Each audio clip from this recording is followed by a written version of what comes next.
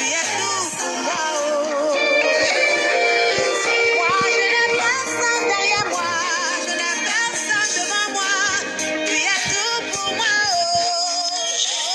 Jésus, il n'y a personne derrière moi, personne devant moi. Tu es tout pour moi. À cause de problème, tu pleures jour et nuit. C'est tellement difficile que tu pleures jour et nuit. Ne mets pas ta foi en un homme, car l'homme, il peut te trahir. Mais mets plutôt ta foi en Jésus, et tu verras qu'il agira. Oh, seulement dis-lui qu'il n'y a personne derrière toi, il n'y a personne devant toi, il est tout pour toi. Oh, dis à Jésus qu'il n'y a personne derrière toi, personne devant toi, il est tout pour toi. Oh.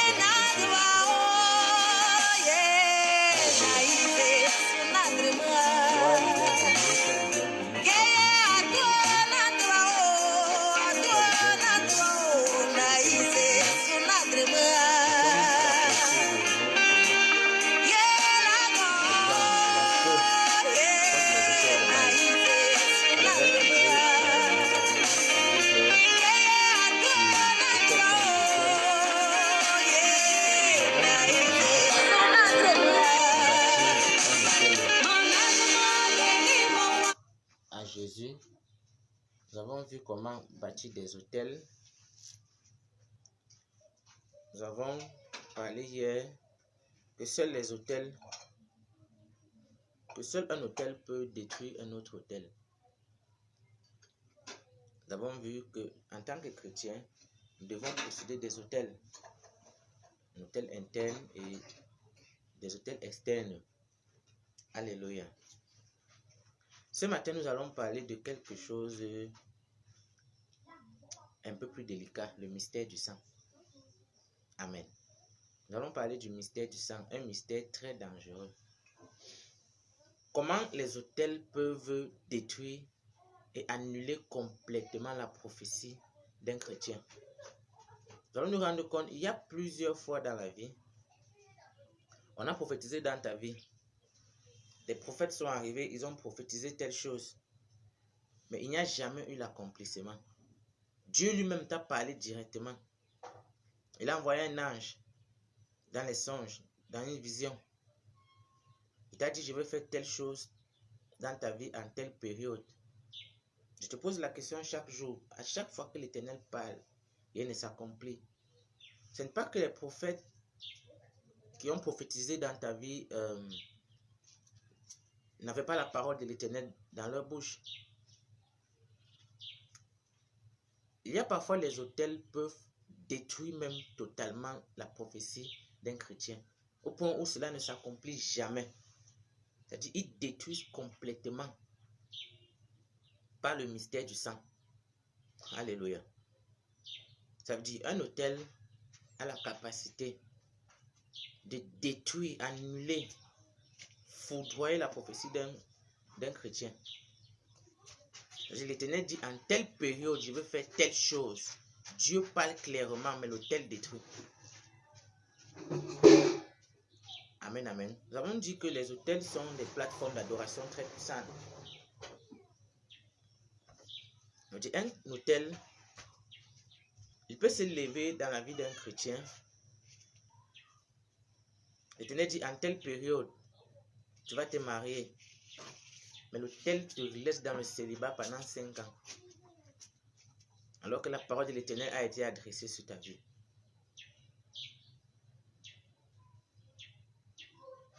Nous devons nous lever de façon farouche contre les autels de Baal de nos familles.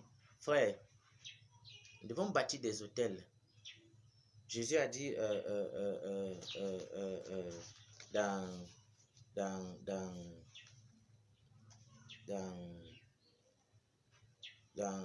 le livre de Matthieu chapitre 16, verset 24. Et si quelqu'un veut me suivre, il prend sa croix et qu'il me suive. Il se charge de sa croix chaque matin.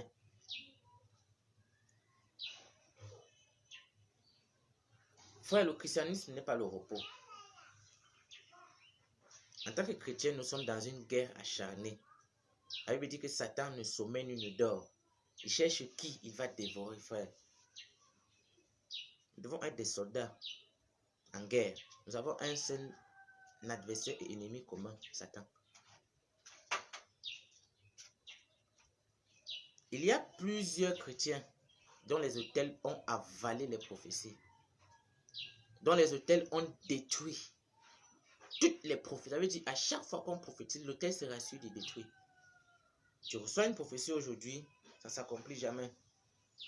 Parce que l'autel a un seul but, de décourager le chrétien. Il arrive des moments où je te pose la question, mais pourquoi à chaque fois que l'Éternel parle dans ma vie, rien ne s'accomplit? Il y a un autel. Parce que l'autel se rassure que à chaque fois qu'elle avale tes prophéties, au fil du temps, tu vas te décourager et tu vas dire l'Éternel n'accomplit pas sa parole et tu vas rentrer dans tes vomissures. C'est ça le but de l'autel, décourager le chrétien, afin qu'il rentre dans la vie, dans le creux où il est sorti et il perd même son salut.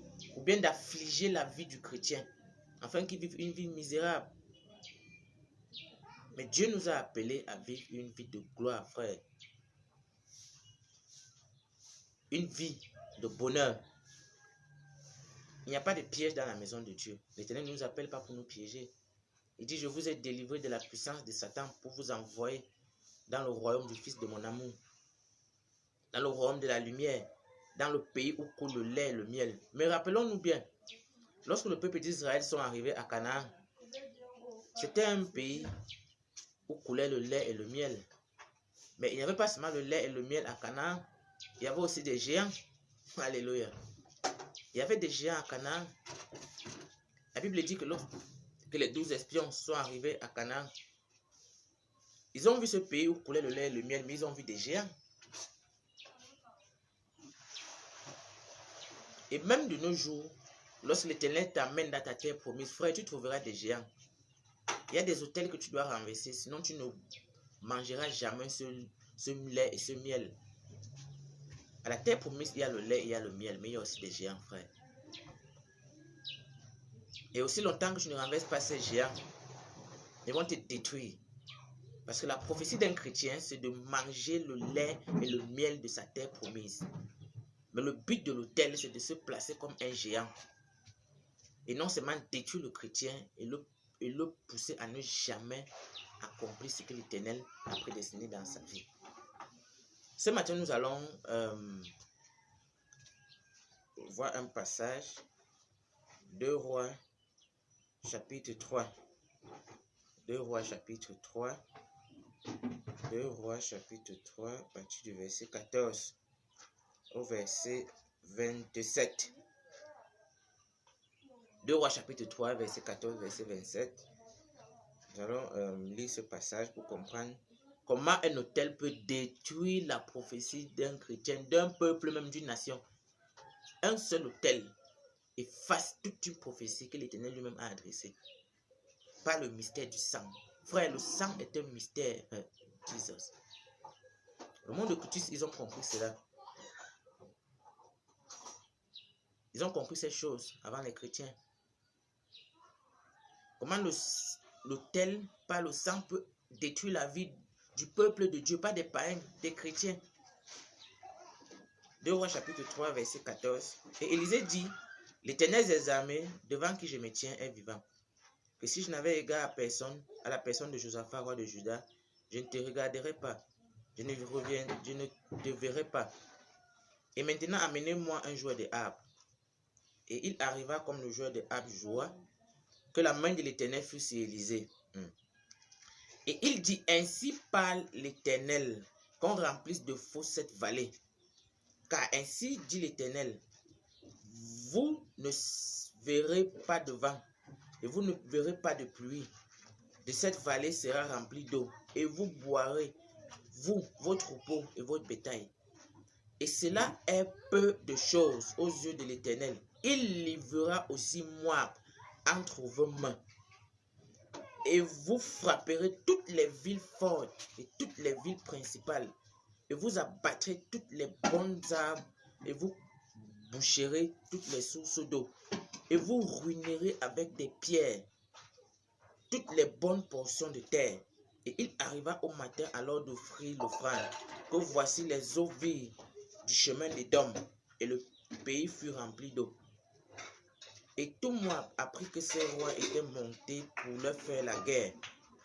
Et il convoquait tout homme qui était en âge de ceindre une ceinture de au-dessus, et il se tire sur la frontière. Et il se levait de bon matin, et le soleil se levait sur les eaux. Et moi vis en face de lui les eaux rouges comme du sang. Et il dit, c'est du sang. Ces rois se sont certainement détruits et se sont frappés les unes l'un l'autre. Et maintenant moi au butin. Et il vit au camp d'Israël. Et les Israélites se levaient et frappaient les Moabites qui s'enfuient devant eux. Et il entrait dans leur pays et frappait Moab. Et il détruisit les villes. Et ils jetèrent chacun sa pierre dans toutes les bonnes portions de terre et les en remplirent. Et ils bouchaient toutes les sources d'eau et abattaient tous les bons arbres jusqu'à ne laisser à qui Azrizet que ses pierres. Les profondeurs l'environnaient et la frappèrent. Alléluia. Et le roi Moab vit que la bataille devenait trop forte pour lui.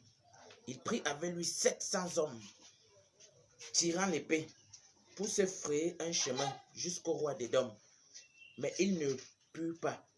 Et il prit son fils, le premier-né, qui devait régner à sa place, et l'offrit en holocauste sur la muraille. Et il eut une grande indignation contre Israël. Et ils se retirèrent de lui et s'en retournèrent dans leur pays. Alléluia. Père, nous glorifions ta parole. Sorni Isa ante plus mante Isa. Père, nous glorifions ta glorieuse parole.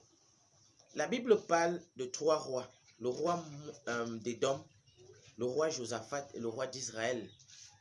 Ils devaient faire la guerre contre les Moabites. Enfin, nous devons savoir que les Moabites sont depuis la Genèse des grands sorciers, des très grands magiciens.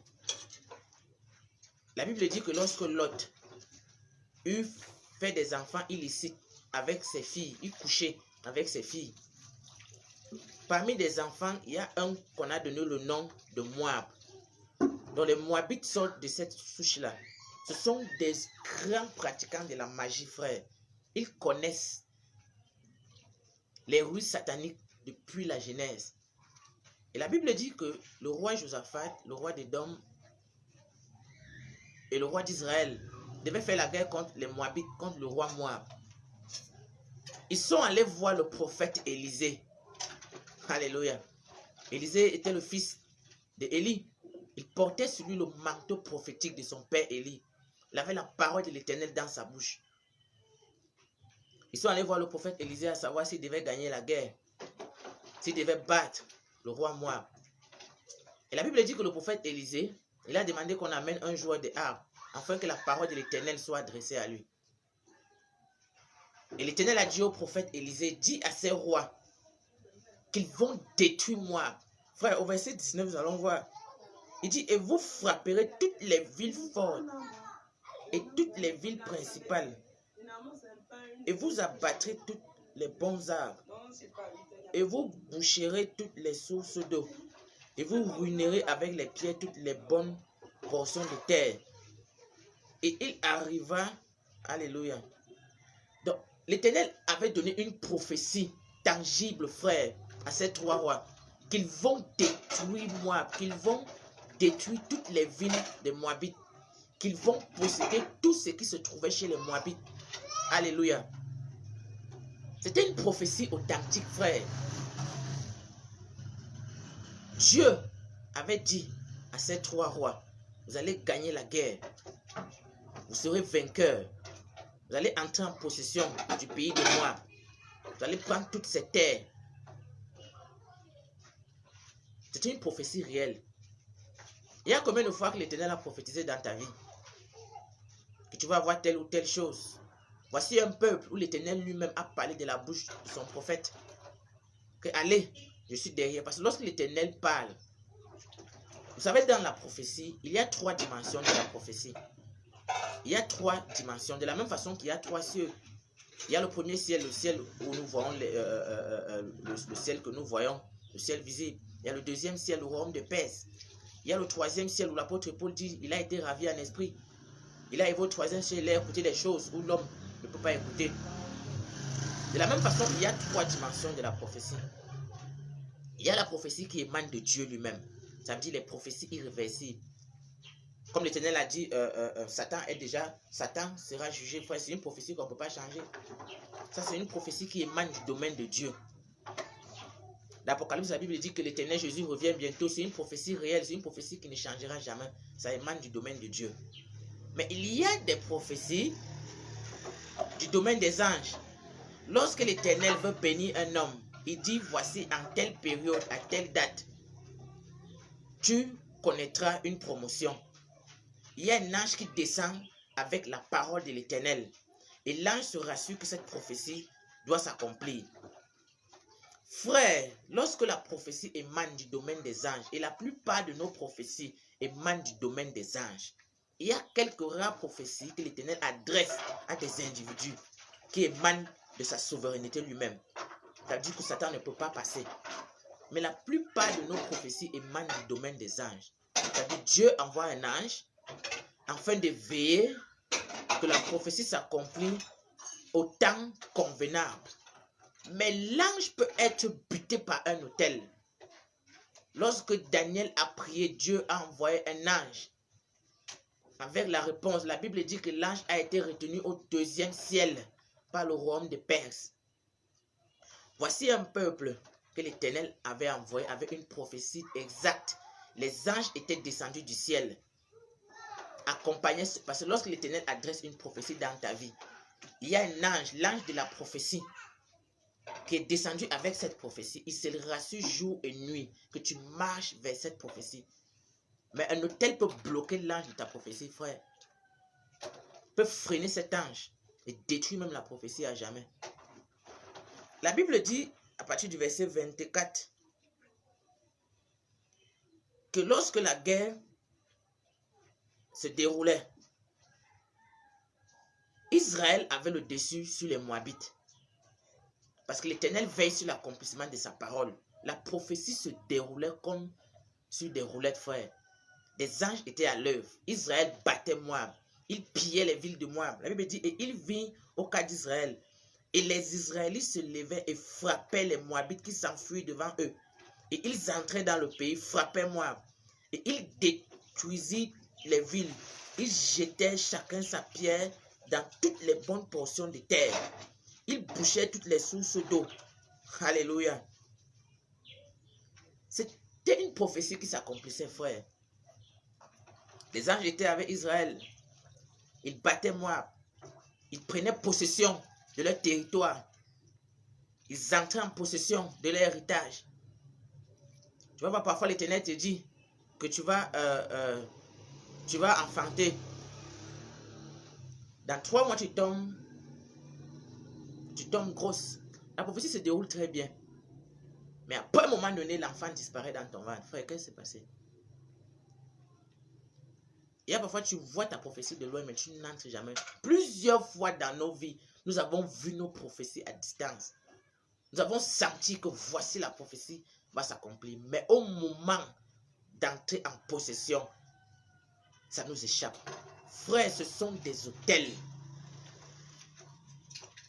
Il y a du sang que des hommes versent nuit et jour sur des autels et qui sont capables de détruire, anéantir, foudroyer, avaler la prophétie d'un chrétien.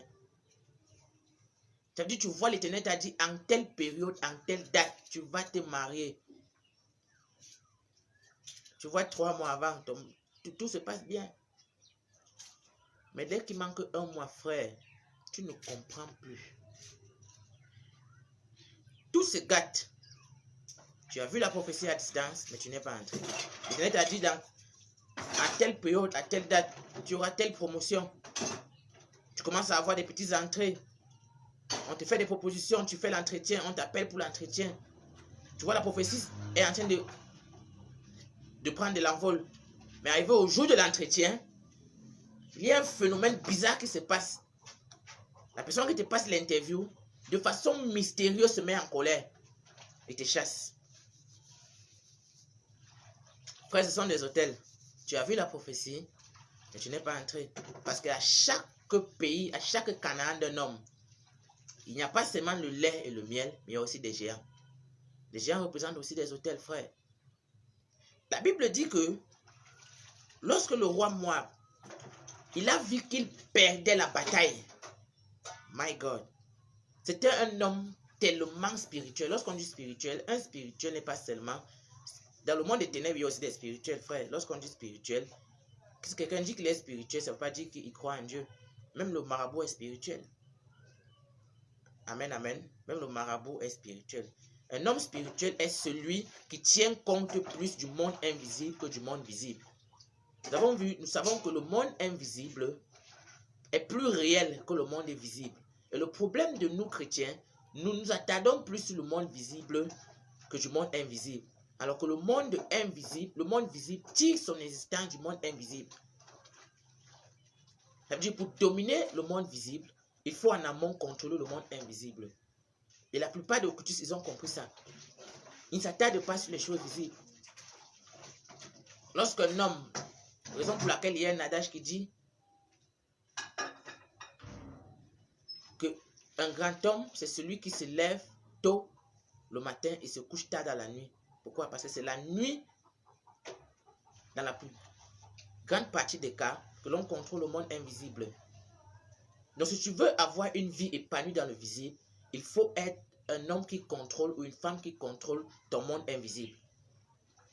Parce que le monde visible que nous voyons n'est juste les résultats, les conséquences des choses qui ont été arrêtées, décidées, planifiées, scellées dans le monde invisible. Et le monde invisible est plus réel, frère, que le monde visible que nous voyons. Plus réel, plus authentique. Et le roi Moab, il savait ces choses. C'était un grand sorcier. Il connaissait des choses qu'il pouvait faire pour renverser la cadence. La Bible dit que le roi Moab vit que la guerre devenait trop dure pour lui. Il prit avec lui 700 hommes et tirant l'épée pour essayer de se frayer un chemin jusqu'au roi d'Édom. Mais il ne put pas. Donc il a vu à un moment donné qu'il perdait la guerre, il perdait la bataille.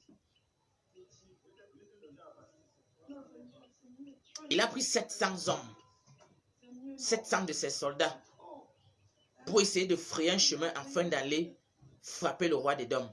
Mais comme il y avait des anges, alléluia, qui étaient avec le roi d'Édom, comme il y avait des anges qui étaient avec le roi d'Israël, comme il y avait des anges qui étaient avec le roi Josaphat, le roi Moab ne pouvait pas atteindre leur vie. Parce que lorsque l'Éternel adresse une prophétie dans la vie d'un individu, il y a des anges mandatés pour veiller à l'accomplissement, pour favoriser que cette prophétie s'accomplisse. Raison pour laquelle, même malgré le fait qu'il a pris ses 700 hommes, il n'a pas pu atteindre le roi des dômes. Il a senti à un moment donné que Israël devait piller tout son pays, devait prendre possession de leur héritage. La Bible dit au verset 27, oh Zorni Izam, Sokai Izam Antepros, il prit son fils, son premier-né, qui devait régner à sa place.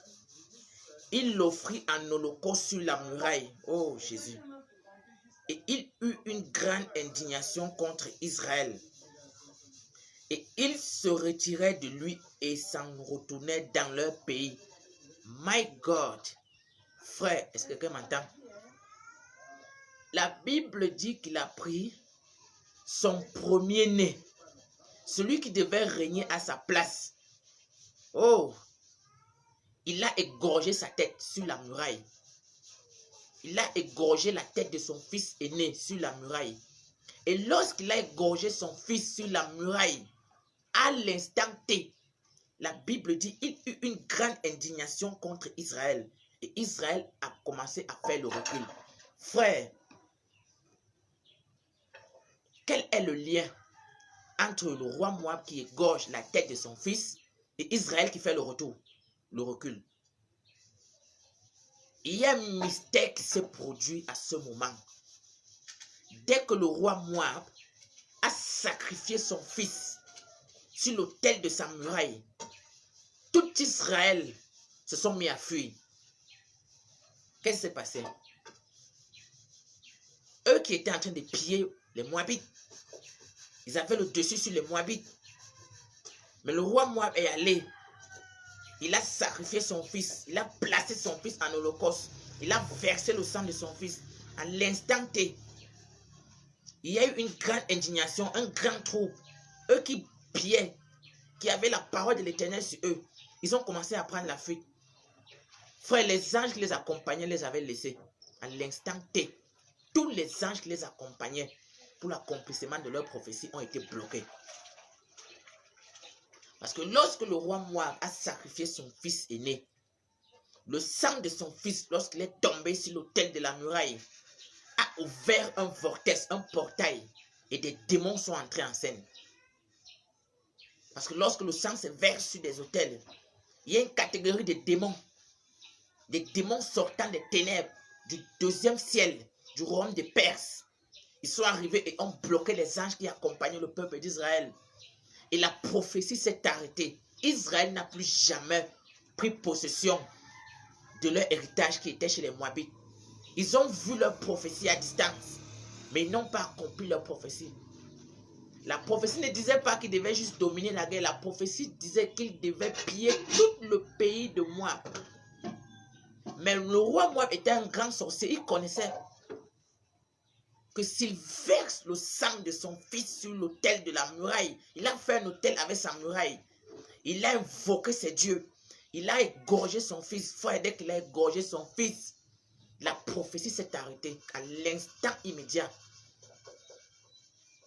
Jusqu'à nos jours, il y a des hommes qui se tiennent dans des tombeaux, dans des cimetières, frères, dans des carrefours, dans des calebasses. Ils versent du sang contre ta vie chaque jour. Ils égorgent même des humains. Ils voient ta prophétie. Ça. Moi, je voyais que Israël, c'était fini pour lui. Il savait que ce pays est redoutable. Qu'est-ce qui ne marche pas? Il a su à un moment donné que sûrement la parole de l'Éternel a été adressée à ce peuple. Les gens vont regarder, mais comment tu commences à faire des exploits? Comment à un moment donné, ta vie, mais comment cet homme, cette femme, sa vie commence à prendre de l'envol? Sûrement l'Éternel l'a déjà béni. Ils prennent, ils aillent de façon, my God, Seigneur Jésus, aide-nous. Ils voient ta vie commence à prendre des exploits. Ils vont consulter leur Dieu. Ils disent, mais on ne peut pas comprendre comment à un moment donné, ta vie commence tu commences à entreprendre sa réussite. Ils partent sacrifier des humains, frères. Tu te rends compte, chaque moment, tout se casse brusquement dans ta vie. Il se rend compte que, mais comment cette femme qui était rejetée par tout le monde, mais comment à un moment donné, tout commence à être bien. On a même appris que, on a même doté. Ils partent à l'instant T, ils ne sacrifient pas des bêtes, pas des taureaux, ils sacrifient des humains, ils égorgent des humains. Tu te rends compte, à chaque moment, lorsqu'on te dote, tu ne parviens jamais à te marier. Frère, le mystère du sang. Dans nos familles, dans nos nations, il y a des gens qui veillent. Lorsqu'ils voient ta vie, commence à prendre un changement, commence à prendre une évolution. Ils savent que certainement la parole de l'Éternel a été adressée sur toi. Ils savent que forcément il y a des anges de la bénédiction qui sont descendus vers toi. Satan ne dort pas, frère. Ils vont sacrifier, ils vont verser du sang humain. Et lorsqu'ils versent du sang, frère, le sang a une puissance. Le sang humain a une puissance, frère. Ils vont verser du sang humain. Afin que ce sang ouvre un vortex, un portail. Et appelle des démons. Et lorsque ces démons viennent, ils commencent à combattre les anges qui apportaient ta prophétie. Et tu vas te rendre compte, à chaque moment donné, tu n'arrives pas à entrer dans ta terre promise, dans ta prophétie, dans ton héritage, dans ta destinée. Tu vois seulement tes prophéties, mais tu n'arriveras jamais. Voilà un peuple, Israël. Ils ont juste vu. Mais ils ne sont pas entrés dans leur prophétie. Si c'était ton cas, tu allais dire le prophète avait menti. Tu allais dire l'homme de Dieu, il est même faux. Frère, ce n'est pas que les hommes de Dieu sont faux. Ce n'est pas que le songe que tu avais vu est un songe flou. Ce n'est pas que Dieu est devenu un menteur, frère. Dieu n'est pas un homme pour se repentir. Il dit, je veillerai à l'accomplissement de la parole de mes serviteurs.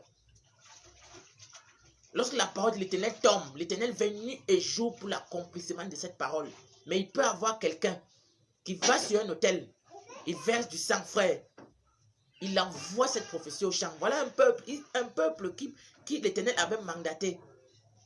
Frère, à cause d'un autel qu'un homme a bâti, un homme à l'instant T, cet autel n'a pas réagi le lendemain. À l'instant T, un homme peut se lever, frère. Frère, tu te maries demain. La nuit, il verse du sang. Après qu'il verse du sang, en une heure de temps, ton mariage se gâte. Dès qu'il a versé du sang, pas le lendemain, la même minute, Israël a fait recul.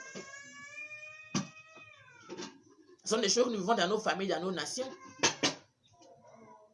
Alléluia. Nous allons voir dans plusieurs pays, il y a des guerres. Ce sont des hôtels, frères, que les hommes ont bâtis, qui réclament du sang. Je me souviens par la grâce de l'Éternel en 2016. L'Éternel nous étions dans des moments de retraite avec des hommes de Dieu. 2017, autant pour moi, 2017. Et pendant que nous étions en prière, 2016, fin 2016, l'Éternel avait ouvert nos yeux. L'Éternel avait ouvert mes yeux. Il m'a amené dans une partie du pays, du Cameroun, à Boya. Et au niveau du monument du cinquantenaire de Boya, le monument, il y a un hôtel là-bas. Je nous avais dit, cet hôtel va bientôt réclamer du sang. Il y aura un trouble, un désordre dans cette zone. Et quelques temps après, les manifestations ont commencé dans la zone de Boya. La guerre a commencé, le sang a commencé à couler jusqu'à aujourd'hui. À cause de cet hôtel qu'on avait bâti au niveau du cinquantenaire, du monument du cinquantenaire, frère. C'est cet hôtel qui réclame le sang dans la région, dans le pays du Cameroun. C'est cet hôtel. Ils sont nombreux, mais il y a un hôtel là-bas. Il est responsable des troubles. Pour que ces troubles finissent dans ces zones anglophones, frère, il faut que cet hôtel soit détruit. Il faut que cet hôtel soit renversé. Frère, il y a des familles où des hommes, les hommes forts se rassurent chaque jour. Dès qu'ils voient ta vie, ils ont des informations, ils prennent des informations. Donc on lui dit que tel enfant telle femme veut connaître l'élévation, ils vont verser du sang. Tu te rends compte, tous ces gars, à chaque moment, ils vont verser du sang. Frère, le sang est un mystère très fort. Mais la Bible dit, oh, Sorni Isa Antepros Manteis. J'ai une bonne nouvelle à annoncer à quelqu'un ce matin. Il y a un sang qui crie plus fort que le sang de tout homme, que le sang d'Abel, que le sang des hommes, que le sang des taureaux, le sang de Jésus. Si Israël à cette époque avait le sang de Jésus, frère, il devait juste verser du sang, le sang de Jésus sur leur muraille. Il devait continuer la prophétie. Mais la grâce que nous avons, à nos jours, nous avons le sang de Jésus en quantité, frère. Oh, Jesus. Nous avons le sang de l'agneau qui crie plus fort, plus haut que le sang de tout homme, que le sang de tout taureau. Frère, il y a des sangs qui ont été versés. Il y a des taureaux qui ont été enterrés. Il y a des hommes qui ont été livrés. On a sacrifié des hommes pour bloquer la destinée de certaines personnes. On a versé du sang en quantité. Frère, la Bible dit, l'apôtre Paul a dit à son fils Timothée, tu dois combattre le bon combat de la foi. C'est notre combat, frère. Lorsque les hommes forts se lèvent et versent du sang contre ta famille, ta nation, c'est ta responsabilité de verser aussi du sang nuit au jour, le sang de l'agneau. Oh, Sokana Isamante Prozozarniin. Pas de verser le sang un jour, tu ne verses pas demain, frère.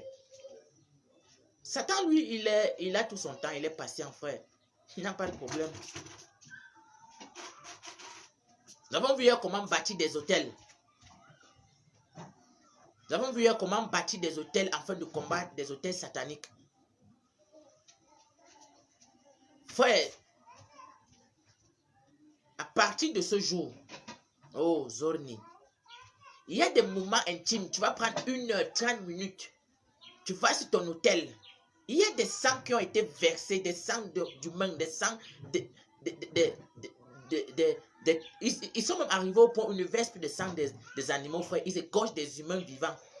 Frère, lorsqu'on égorge le sang d'un homme sur ta vie, frère, si tu dors, ta vie sera misérable. Il ne suffit pas juste de confesser, je suis la tête dans la queue. Satan connaît ça, il s'en fout de ça. Il ne suffit pas de confesser, l'Éternel m'a déjà délivré. L'Éternel a promis, l'or et l'argent appartient à mon Dieu. Il faut arrêter ces confessions, c'est vrai. La Bible dit que depuis le temps de Jean-Baptiste, le royaume des cieux est fort. C'est seuls les violents, ça n'en pas. Les bénédictions du royaume sont forcées, il faut batailler. Il y a un passage biblique que j'aime beaucoup, Matthieu 7, verset 7, que j'intitule les trois lois spirituelles. Ils disent, demandez, vous recevez, cherchez, vous trouverez, frappez, on vous ouvrira. Frère, il y a beaucoup de chrétiens qui s'arrêtent juste à demander et vous recevrez. Ils passent chaque matin, Seigneur, bénis-moi. Seigneur, frère, il y a des moments, il faut atteindre la deuxième et la troisième loi. Il y a chercher. Tu cherches la face de l'Éternel sur ton autel. Tu cherches la face de l'Éternel dans le jeûne et la prière. Tu cherches la face de l'Éternel dans la sanctification. Tu cherches la face de l'Éternel en méditant la parole de Dieu. Lorsque tu médites la parole, c'est une semence que tu déverses dans l'autel de l'Éternel qui est en toi. Tu cherches la face, tu cherches l'Éternel dans les moments de louange, d'adoration sur ton autel, afin que la présence de Dieu descende. Et lorsque tu as cherché la face de l'Éternel, tu passes à la troisième phase, frapper et on vous ouvrira. Frère, on frappe la porte qui est fermée. Il n'a pas dit, l'Éternel n'a pas dit, venez, je frappe et ça s'ouvre. Il dit frapper, frère, c'est la responsabilité du chrétien. Matthieu 7 ne dit pas que l'Éternel frappe et ça s'ouvre. Il dit frappez, vous, frappez. Il dit frappez. Beaucoup de chrétiens restent juste à demander, on vous donnera. Il y a des bénédictions qui ne s'opèrent pas dans le demander et vous recevrez, frère. Tu peux demander la grâce, Dieu te donne. Tu demandes les dons, Dieu te donne. Tu demandes le sang de Jésus, te donne. Mais il faut que tu frappes. Alléluia. Il faut que tu frappes, frère. C'est à toi de frapper.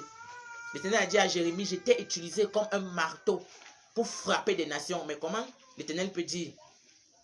Comment l'Éternel peut dire j'étais utilisé comme un marteau? Mais qui utilise qui? Dieu utilise Jérémie, un homme, pour frapper Donc Dieu utilise un homme. J'étais utilisé comme un marteau pour frapper. Mais ce n'est pas l'Éternel qui frappait, c'était Jérémie qui frappait. Dieu était derrière, il était comme un spectateur. Alléluia. Dans cette chose, frère, Dieu nous regarde juste. N'attends jamais que Dieu va descendre de ta famille, frère, c'est faux. Ils vont cribler ta vie. Tant que tu ne te lèves pas, tu frappes. C'est notre responsabilité. Il dit frapper. Je vous ai donné le pouvoir. Je vous ai donné. Je vous ai déjà donné. C'est votre responsabilité. Le pouvoir de marcher, de piétiner. Pas je vous donne le pouvoir pour venir encore piétiner. Non. Frère, l'Éternel est assis sur son trône. Alléluia. La Bible dit que le 7e jour, lorsque Dieu a créé Adam, il s'est reposé. Il ne s'est pas reposé parce qu'il était fatigué, frère. Parce qu'il avait créé un autre Dieu sur la terre. Il s'est reposé parce qu'il voulait voir Adam agir. Dieu n'a pu... Regardez bien, la Bible dit, lorsque Dieu a travaillé le 1er et le 6e jour, le 7e jour, lorsqu'il a créé Adam, Dieu n'a plus travaillé, frère, il s'est arrêté, c'était fini. Adam a pris le relais. Lisons nos Bibles. C'est Adam qui a nommé les animaux, ce n'est plus Dieu. Alléluia. Adam a appelé les animaux, il a nommé. Dieu regardait juste, il disait, waouh, le type si... Waouh, il a vraiment, c'est même comme ça que je voulais. Si Adam ne nommait pas, ça allait rester comme ça nos jours. Il ne devait avoir aucun nom sur aucun animal, il ne devait avoir aucun nom. Dieu regardait juste Adam. Il a dit le jardin, il a dit tu vas entretenir maintenant. Dieu n'a plus de trace. C'est Adam qui cultivait le jardin, c'est Adam qui entretenait le jardin, c'est Adam qui nommait les animaux, c'est Adam qui menait la discipline dans le jardin, c'est Adam qui menait la discipline entre les animaux, qui disait non, toi n'attaque pas tel, toi dors ici. Dieu ne travaillait plus parce qu'il avait créé un autre Dieu. Genèse chapitre 1 verset 26, il dit faisons l'homme à notre image, à notre ressemblance, qu'il ait la même nature. Quelle nature? La nature de Dieu, qu'il ait la nature. Aïe, my God. La Bible dit que l'Éternel, aïe, aïe, aïe. Oh, Zorni Isa Antepros. Il dit faisons l'homme à notre image. Quelle image? Ça veut dire la même matière qui fait de Dieu Dieu. Dieu avait mis cela à Adam. Mais il y a un problème. Lorsque nous lisons le verset 27, la Bible dit que Dieu créa l'homme. Alléluia. Dieu n'a plus fait l'homme. Dieu voulait faire l'homme, mais il a plutôt créé. Amen, amen. Dieu voulait faire l'homme, il a plutôt créé. Parce que Adam n'était pas le produit fini, n'était pas le produit fini que Dieu voulait. Adam était le test de Dieu.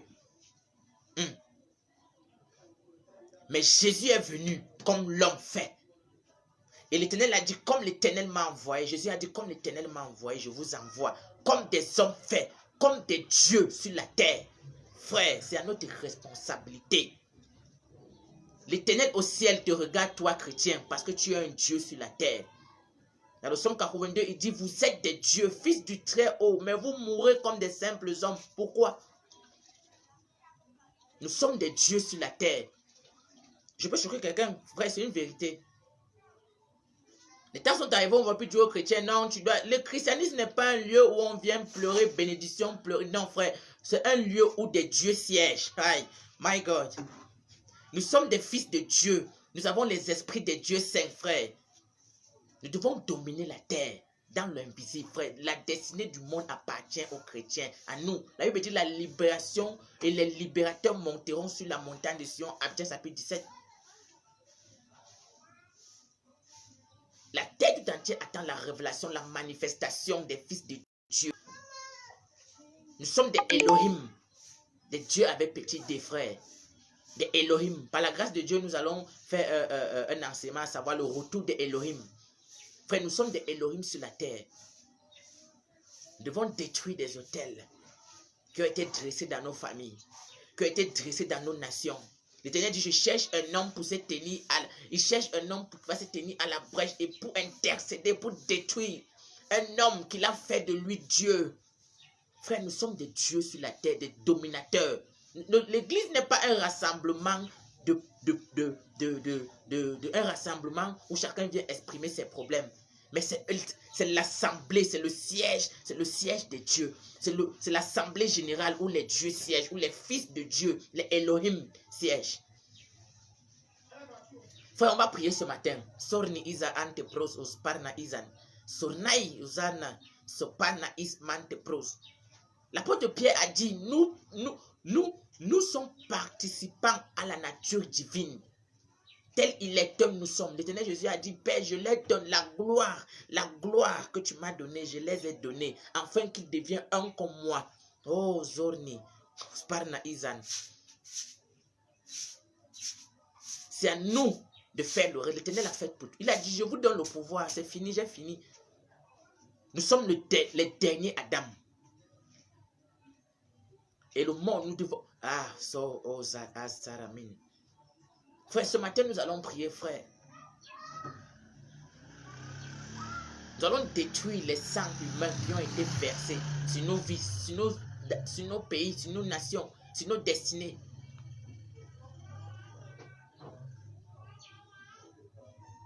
Osparna Iza ante pros ospa az inamante pros oskarni. Suramin ozarna Iza ante pros. Éternel, ta parole déclare, tu nous as donné autorité. Père, le pouvoir de marcher sur toute la puissance de l'ennemi. Père, ton sang qui crie plus fort que le sang d'Abel, que le sang de tout homme.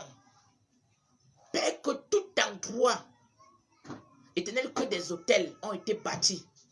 Et on a versé du sang, comme le roi Moab. Et on a versé du sang, que les hommes forts se sont levés. Les ennemis de nos ministères, les ennemis de nos destinées, les ennemis de nos familles, les ennemis de notre progrès. Ils ont versé du sang, ils ont enterré des taureaux. Ils ont enterré même des hommes vivants. Frère, ils ont décrété qu'il n'y aura point d'élévation. Frère, ils ont décrété que nous ne verrons jamais l'accomplissement de nos prophéties. Oh, Zornaïs Amtopros, Osparnaïs Anteris, Sokai Manteros, Osparnaïn. Père, que le sang de Jésus, oh, Zornaïs, Sparna, Sokanaïn. Père, descend éternel. Père, comme des torrents, que le sang de Jésus éternel. Père, ce sang plus haut qui parle fort que tout autre sang. Père, commence à engloutir. Père, avale. Père, ces autels. Père, avale ces autels. Père, ces autels de Baal qui ont été dressés dans nos nations, qui ont été dressés dans nos familles, qui ont été dressés, Père, dans les eaux, qui ont été dressés, éternel, dans les sous-sols, dans les cimetières, Père, dans les carrefours, dans les forêts. Oh, ce panaïs mante pros ozarnaïn. Que tout endroit où tu me suis actuellement, commence à prier l'Éternel. Invoque le sang de Jésus. Invoque le sang de l'agneau. Si tu es dans ta maison, tu te places sur ton autel. Ces prières, ce sont des prières que nous devons faire nuit et jour. De façon, la Bible dit, prier sans cesse, frère. Il y a des autels qui ne se renverseront jamais en un seul jour, frère. Tu te places sur ton autel, frère, tu invoques le sang de Jésus. Il y a des autels qui sont été levés contre ta famille, contre ta destinée. Aussi longtemps que ces autels seront debout. Frère, on ne peut pas sacrifier des humains contre ta vie, frère.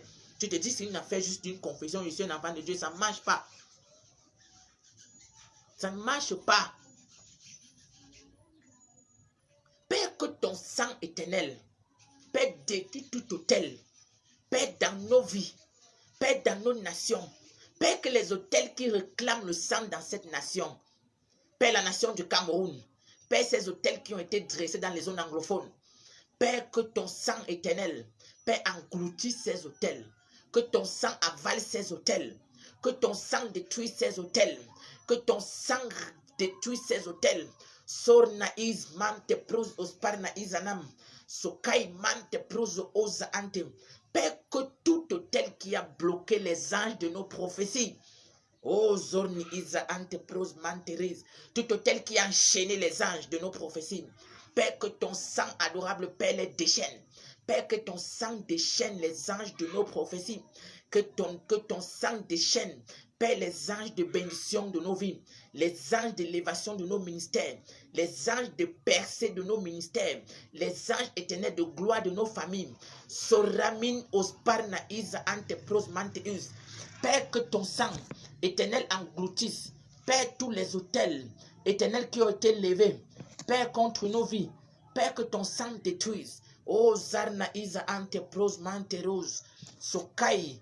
Zorna, oh Zarami, quelle sanction de Dieu, que tu puisses cet enseignement, prie l'Éternel, le sang de Jésus, dans ton travail, dans ta maison,